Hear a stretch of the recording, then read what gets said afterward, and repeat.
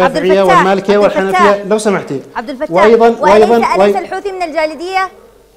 كيف؟ أليس الحوثي من الجالدية كما تحدث؟ أنا سأشرح الآن، سوف أشرح. بيتكلم فيها. سوف تشرح. سوف أشرح. الذي أريد أن أقوله، هناك حكم عام عند جميع المذاهب حتى الاثني عشرية، لا يجوز لمسلم أن يتحالف مع كافر. بناء على هذا الحكم، الذي يعرف من الزيدية، والذي لا يعرف، الزيدية جميع علماء الزيدية يكفرون الاثني عشرية، لأن لها عقائد باطلة تخرجهم من الدين إلى الشرك والكفر. وإذا في وقت ممكن نشرحها للإفادة. يعني الاثني عشرية أيضا يكفرون الزيدية جميعهم، بل ويكفرون رأس الزيدية الإمام زيد. إذا علم هذا، كيف تقبل أن تكون حليفا؟ كيف تقبل؟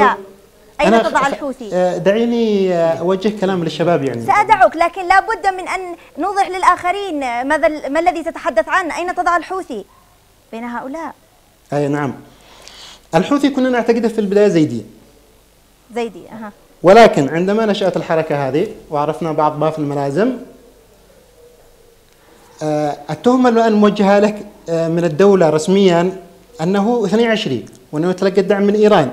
اعتقادي أنا، طبعا أنا محبوس 2.5 سنة، ما أعرفش إيش بيحصل خارج بالضبط، بس اعتقادي من ما سبق وهذا الفترة في السجن، أنه يميل إلى، إن لم يكن 22 فهو يميل إلى 22.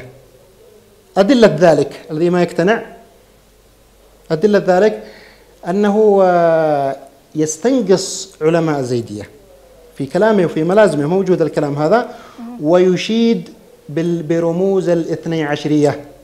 عندما ناقشت أحد الحوثيين هنا في السجن، قلت له لماذا يشيد حسين الحوثي بالخميني إشادة كبيرة، حتى أنه سماه علم من أعلام الهدى والمجتهد المطلق. يقول لي أنه يفهم من هذا الكلام أنه عادي، على أساس هو ينكر أنه 22، على أساس هذا الشخص هو زيدي، إحنا لسنا 22، لكن لماذا يمدح الخميني وهو 22؟ قال عادي، ممكن نمدح حتى غاندي الذي في الهند وهو مجوسي لأنه قام بعمل بطولي، والخميني قام بثورة. نعم. لكن افهم أيها الحوثي، أو افهم أيها الشاب الزيدي، لا يمكن مدح شخص ومدح ديني. عندما وصفه قال هو علم من أعلام الهدى، معناه أنه إذا اتبعته فأنا على حق. معناه إذا كان الحوثي يقول لك علم من أعلام الهدى، إذا كنت كالحوثي 22 وأنت تنكر أنك 22، وطبعا معظم الحوثيين ينكرون أنهم 22. فإذا كنت فعلا زيدي، لا تتحالف مع الكفار. كل علماء الزيدية ومراجعهم يكفرون، اسمحي لي، يكفرون الاثني عشرية. فاحذروا يا شباب، لا تنخدعوا. عبد الفتاح، أسألك سؤالا مباشرا وأتمنى أن تجيب علي بإجابة واضحة. هل الحوثي ضد الزيدية؟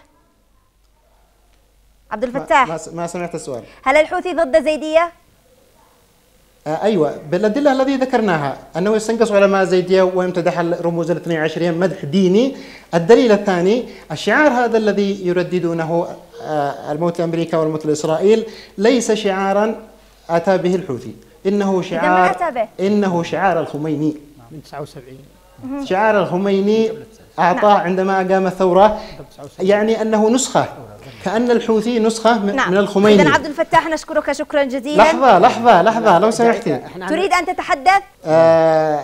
أيضا الذي عرفناه مؤخرا أن هناك حلف استراتيجي، ليس حلف عادي، حلف استراتيجي بين الحوثي وما يسمى بالحراك الجنوبي. يا جماعة الخير، عندما يكون هناك اتفاق بين الحوثي كجماعة دينية، هو يقول لكم نحن نقاتل في سبيل الله، فمن يقاتل في سبيل الله كيف يتحد مع أناس هم ماركسيون شيوعيون ملحدون لا يعترفون بالله سبحانه وتعالى؟ شعار ماركس لا إله والحياة مادة.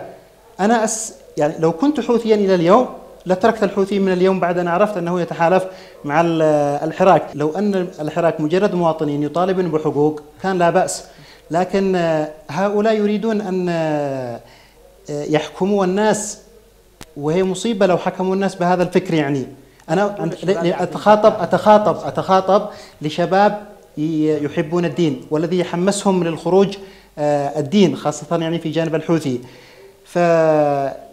اعلموا أن هؤلاء أناس لا زال فكرهم ماركسي، ولو حكموا البلاد سترجع الدنيا فوضى، سيقتلون الزيدي والشافعي وغيره، لا يحبون الدين أصلا. نعم.